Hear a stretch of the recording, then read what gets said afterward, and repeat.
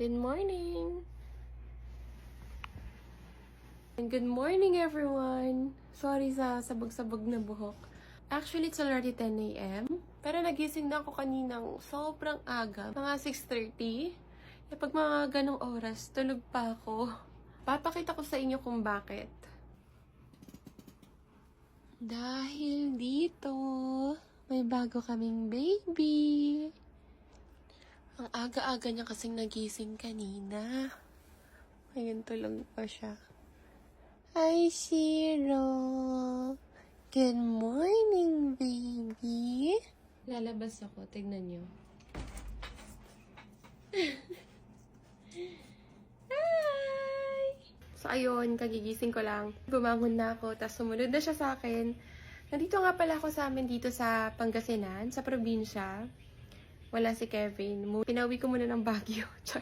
Umuwi siya ng Baguio kasi may kailangan siyang asikasuhin doon. Tapos ako naman, nagpaiwan muna ako dito sa Pangasinan dahil kinuha ko nga si Shiro. Teka, papakilala ko siya sa inyo.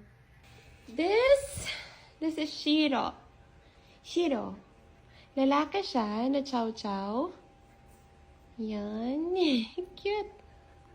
Super taba. Shiro ang pangalan niya.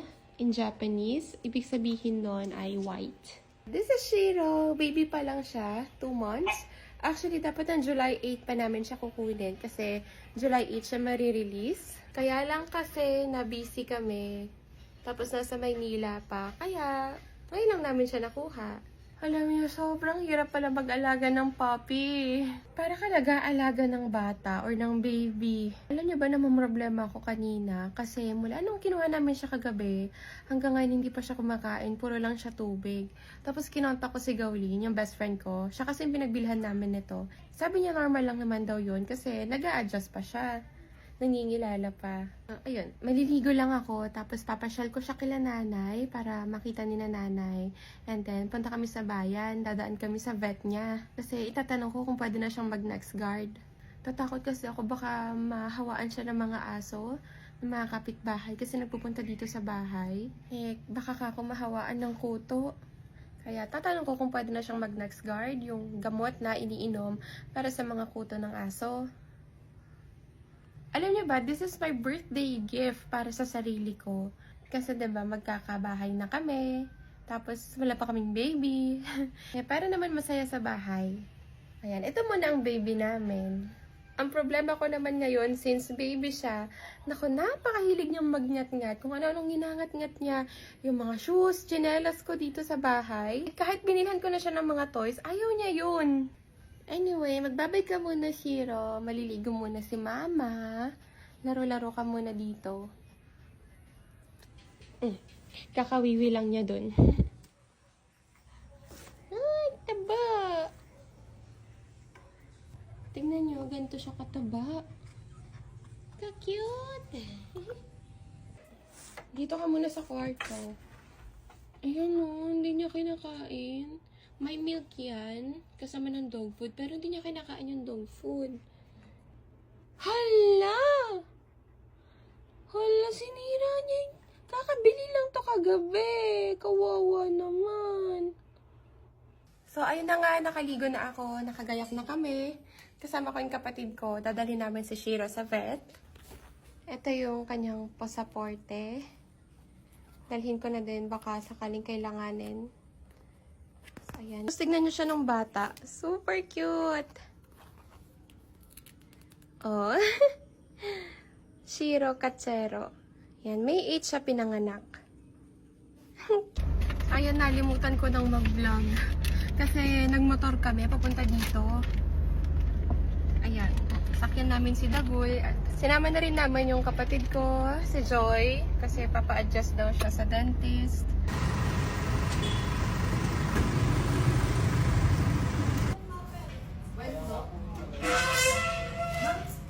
Papatransfer na po. Okay naman siya, basahin mo, very good. Check natin yung teeth. Grabe, ninat-ngat niya lahat sa bahay. Ay, ano ba? Ganun po talaga, parang bata lang. Pa-inject ka na po eh. Iba po, malayo pa. Bawal pa. 31 pa po. Ikaw, sabi ko, pa-inject. Ay, sige. Hindi, okay daw kasi bakunado naman si Ula. Ano po mga kinakain ni Shiro? Tinanong niyo po? Yung mismong dog food, dala ko po yung isang sabo. Ayaw niya talaga? Ayaw na po. Siguro na mama. Wait lang natin, magugutom din po. Oo nga po. Yung lang natin po si Ay, Shiro. dala ko yung baon. Kilo ka, Shiro? Ito po, 5.95 po. 5.95 siya. Yes po. Cute na. Nangingiba ako din. Ah, Tapos ibibigay niyo lang kahit mang after 3 days. 3 days. Kasi usually stress pa po siya. Ah, okay. Siya! Hala. Feel at home ka? Bahay mo ito. Tignan mo, babe. Oo. Feeling niya bahay niya. May stress siya po yung paa niya. Baka busog ka lang. Usually dito po nagtatago. Check. Ayun, check nyo na lang. Ito yung kagat niya sa akin. Dapat mo pinagad si mama mo. Kinagat na ako. Tsaka basta hindi ka pa nang takot sa tubig, di ba? Hindi po. Hindi po Okay siya. yan. Hindi pa.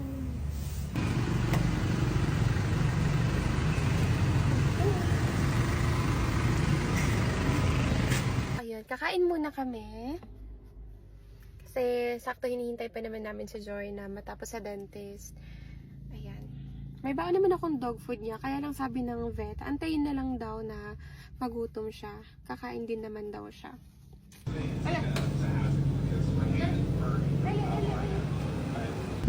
Hi!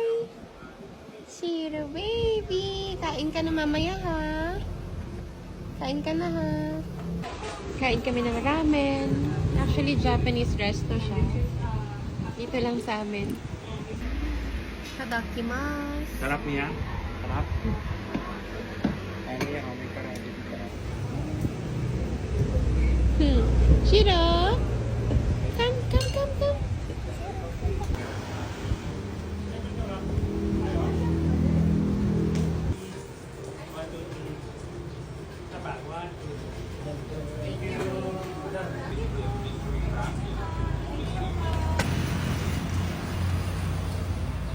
Wow!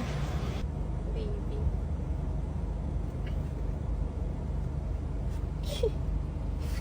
Sleep ka na? Sleep na yung baby? Sige na, sleep na.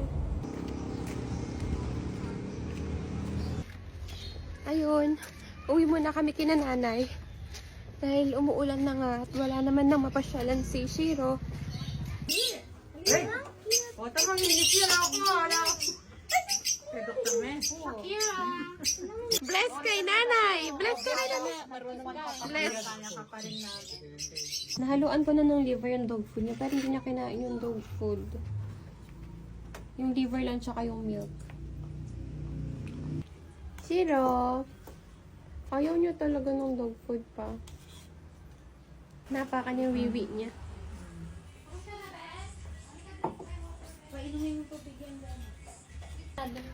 Ito nga po pala, si Kama. Ayaw mo na ako kay... Ito ang pinakamaganda. Ito ang reason kung ba't kami pretty. Jen, wag mo akong ano.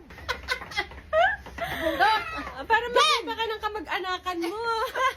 Ito po yung inyong kamag-anak. Ito na po ang inyong ano. Di ba, blinag ko yung pag-uwi ko ng birthday mo. Uy, kilala ka na nila. Ito po Basta yun. wala pa akong bra. Alam mo na matanda ka na. Kahit na matanda na. Siya po yung Kapampangan. Kung bakit kami Kapampangan din. Pampangan ng nanay ko.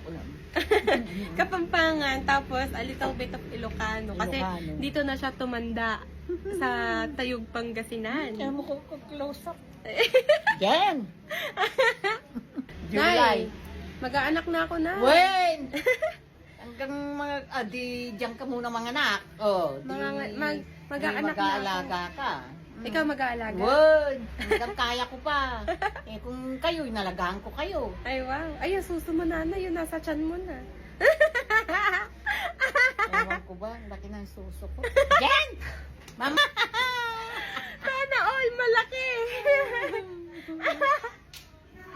Sana all. Eh, ba't? Yung mga anak ko naman maliliit ang suso. No. Ewan ko ba kami? Ay, ako ay. Wala rin.